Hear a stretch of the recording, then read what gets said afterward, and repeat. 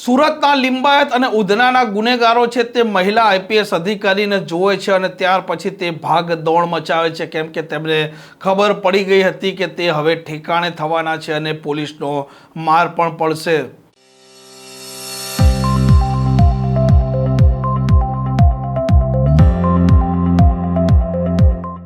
નમસ્કાર, આપ જોઈ રહ્યા છો હોટલાઇન ન્યૂઝ અને હું છું આપણી સાથે તોફિક ગાંચી। સુરતમાં જે પ્રકારે લિંબાયતની વાત કરો, ઉધનાની વાત કરો, અસામાજિક તત્વો ગુનેગારો સતત બેફામ બની રહ્યા છે અને વારંવાર તે હત્યા સહિતના ગંભીર ગુનાઓને અંજામ આપી રહ્યા છે। આવા ગુનેગારો રાત્રિના સમયે બજારોમાં બેસતા હોય છે, ટોળા વળીને બેસતા હોય છે અને તે સમયે તે દાદાગીરી પણ કરતા હોય છે, ગુનો પણ આચરતા હોય છે। પરંતુ સુરતના આ મહિલા આઈપીએસ અધિકારી કાનન દેસાઈ પોતે હવે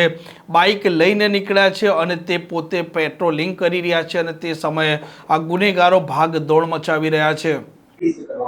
એકચ્યુઅલી રેગ્યુલર અમારું કોમ્બિંગ લિંબાયત અને ઉધના અને સલાબતપુરા વિસ્તારમાં અમારું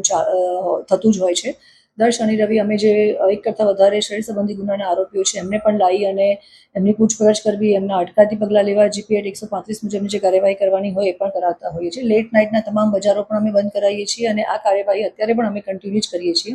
જેમાં રાત્રે 11 વાગ્યા પછીના જે ખાણીપીણીના બજારો છે, જે ન્યુસન્સ સામાજિક તત્વો ત્યાં બેસી રહેતા હોય છે એ લોકોને ત્યાંથી લઈ લેવા, ત્યાંથી એ લોકોને લઈ અને અટકાયતી પગલાં લેવા। છેલ્લા 2 દિવસમાં અમે લિંબાયતમાં અને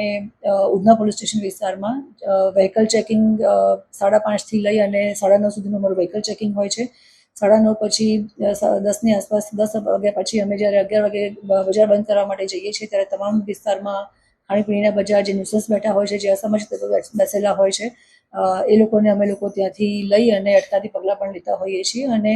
રાત્રે 11 વાગ્યાથી લઈ અને રાત્રે 1 વાગ્યા સુધીનું પણ અમારું પેટ્રોલિંગ અને વાહન ચેકિંગ ચાલુ હોય છે। પેટ્રોલિંગમાં જે જગ્યા છે અને જે રોડ પહોળા છે ત્યાં અમે 4વ્હીલરમાં પણ વ્હીકલ પેટ્રોલિંગ કરીએ છીએ અને જ્યાં ઇન્ટિરિયર છે કે જ્યાં લુખ્ખા તત્વો અને અસામાજિક તત્વો બેસી રહેતા હોય છે, જે લોકો પોતે ત્યાં ભયનો માહોલ ફેલાવે છે કે સામાન્ય માણસ ત્યાંથી નીકળી ના શકે અથવા તો પોતાની ત્યાં વર્ચસ્વ જમાવવા માટે થઈ અને પોતે જે નાના મોટી દાદાગીરી કરતા હોય છે, ઇન્ટિરિયર વિસ્તારમાં જેમ કે અમારું લિંબાયતનું અને ઉધનાના મીઠી ખાડીના વિસ્તાર છે, જે કેનાલ વિસ્તાર છે, પટેલનગર છે, ઉદ્યોગનગર છે, બીઆરસી ચોકીની જે અમુક ઇન્ટિરિયર જગ્યા છે, લિંબાયતનો જે અમારો મદીના મસ્જિદની અંદર અને મીઠી ખાડીનો વિસ્તાર છે, આંબાનગર છે, એ તમામ જગ્યાએ અમે 2વ્હીલર પર પણ પોલીસ જાય છે અને અત્યારે અમારું પેટ્રોલિંગ કોન્સ્ટન્ટલી ચાલુ છે। મેડમ, પહેલી વખત કોઈ મહિલા અધિકારી બાઇક પર પેટ્રોલિંગ કરો છે, શું કારણ? બેઝિક પોલીસિંગ કરવું એ દરેક પોલીસ ઓફિસરની ફરજ છે અને એમાં મહિલા અધિકારી કે પોલીસ અધિકારી ન જોતા પોલીસ અધિકારી તરીકે અમે અત્યારે અમારી ફરજ બજાવી રહ્યા છીએ અને સંવેદનશીલ સમય ચાલી રહ્યો છે, સંવેદનશીલ અમારો વિસ્તાર છે, તો એ સમયે જે અમને પોલીસિંગ બેઝિક પોલીસિંગના ભાગરૂપે અને અસામાજિક તત્વો ઉપર કંટ્રોલ કરવા માટે અને સમાજમાં શાંતિ સ્થપાઈ રહે, સમાજના લોકોને પ્રજા અને પોતે એક શાંતિનો અને લો એન્ડ ઓર્ડર મેન્ટેન થાય છે એવો એક વિશ્વાસ આવે અને એ વાતાવરણ અમે પૂરું પાડી શકીએ એ માટે જેટલું અમારે વોટ ટુ બી નીડેડના બેઝ ઉપર કામ કરવાનું છે એ અમે દિવસ રાત કામ કરી રહ્યા છીએ।